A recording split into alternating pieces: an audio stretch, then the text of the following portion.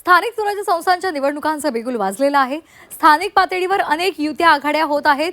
काही ठिकाणी कट्टर विरोधक एकत्र आलेले आहेत, तर काही ठिकाणी मित्र पक्षांमध्येच लढती पार पडतायत। मुंबई महापालिकेमध्ये मनसेला सोबत घ्यावं की नाही यावरून बरेच मतभेद दिसून येत आहेत। अशामध्ये राष्ट्रवादीचे आमदार जितेंद्र आव्हाड यांनी मोठं विधान केलंय।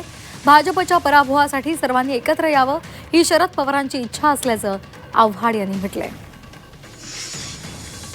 प्रस्तावच नाही, अजून त्याबाबत अजून चर्चाही नाही, त्याच्यामुळे त्याच्यावरती बोलण्यात काय आता सध्या तरी अर्थ नाही। विकास आघाडी आणि त्यांच्या घटक पक्षांनी एकत्र राहावं अशी भावना कार्यकर्त्यांनी व्यक्त केली। स्थानिक पातळीवरच्या लोकांनीच जास्त विचार करून आपापला निर्णय घ्यावा, या निर्णयावर वरिष्ठ पातळीवरचे नेते आलेले आहेत। पुढचे निर्णय हे स्थानिक पातळीवरचे नेते घेतील। साहेबांची भूमिका दिल्लीपासून गल्लीपर्यंत स्पष्ट आहे की भाजपला पराभूत करण्यासाठी जे करता येईल ते करावं।